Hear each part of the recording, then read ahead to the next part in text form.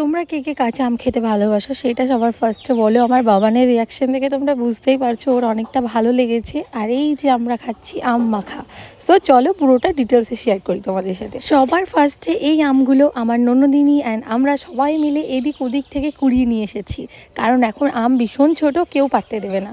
তারপরে কি এগুলোকে সমস্ত কিছু ছাড়াচ্ছি, এক এক করে সমস্ত প্রসেস তোমাদের সাথে শেয়ার করব। যদিও বা তোমরা সবাই জানো এই আমগুলো কীরকমভাবে খাই। তো আমার ব্যাপার একটু আলাদা, কারণ আমি অনেক দিন ধরেই অপেক্ষায় ছিলাম যে কবে বাড়ি যাবো আর কবে গিয়ে আমগুলো খাবো। সো চলো ফাইনালি যেহেতু হাতে পেয়েছি, এই জন্য আমার ফেসের স্মাইল দেখে তোমরা বুঝতেই পারছো। তো চলো ফটাফট দুজন মিলে সমস্ত কিছু ছাড়িয়ে নিই। আর বাকিরা সব বসে আছে, সবাই বলেছে খাবে না, তো চলো দেখা যাক কি খাই না খাই। আর এই যে দেখো, ও তো ফার্স্ট থেকে বলে যাচ্ছে আমগুলো যেন নষ্ট না হয়, সব তোমাকে খেতে হবে। আমি ওকে বলেছি যাতে আমি খেতে পারি, আমাকে রোজ এনে দিতে হবে। তো আর এই যে বাবান দেখো আজকে নিউ জামা পরেছে, গ্রামে এসে গ্রামে জামা পরিয়েছি ওকে আজকে আমি। কেমন লাগছে সেটা ওকে জানিও। সো চলো এবার আমগুলো হচ্ছে শিলে আমরা থেতো করব। আর চলে এসেছি জেঠিমাদের ঘরে, এই যে। আর বাবান এখানে আম খাচ্ছে, ওর রিয়াকশানটা তোমাদেরকে আগেই দেখালাম। ওর নাকি ভালো লেগেছে, টক টক লাগছে, বাট ও খাচ্ছে, ও একটু টক খেতে পছন্দ করে বলতে পারো। সো চলো তারপরে আমগুলো সমস্ত এক একে থেতো করে নিলাম।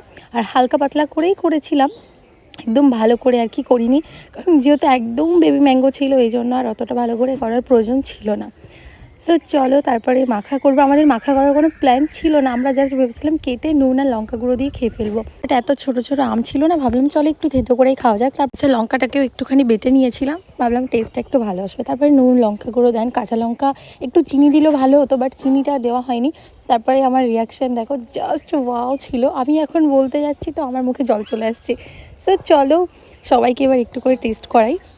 আমি তো জাস্ট একবার মুখে নিয়ে আর কন্ট্রোলই করতে পারছি না, মনে হচ্ছে খেয়ে যাই এরকম একটা ব্যাপার। আমি তোমাদেরকে রিয়াকশান দেখাবো কি আমি খেয়েই ফেলছি। সো চলো এবার সবাই খাক, সবার দেখি কীরকম লাগে। আমার তো বেশ ভালোই লেগেছে। সো চলো তারপরে খাচ্ছি আমার ননদিনী, এর নাম হচ্ছে টুম্পা। সো এবার থেকে আমি টুম্পা বলেই তোমাদের সামনে বলবো, বারবার ননদ ননদ করতে একটু অজিবসা লাগে।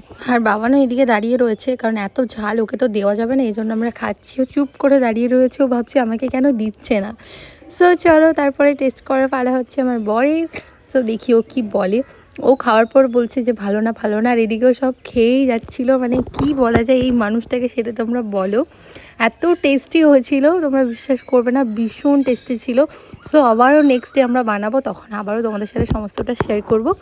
তো চলো এখন আমরা খেতে থাকি, কারণ আমার মনে হচ্ছে আমি যদি ভিডিওই করে যাই তাহলে আমার কপালে আর জুটবে না। সো তোমরা কে কে আম মাখা খেয়েছো এখন অবধি, আর কে কে খাবে সেটাও আমাকে কমেন্টে জানিও, আর কার ভালো লাগে। সো আমার তো ভীষণ ফেভারিট বলেই দিলাম। সো গাইজ চলো, থ্যাংকস ফর ওয়াচিং, দেখা হচ্ছে খুব তাড়াতাড়ি নেক্সট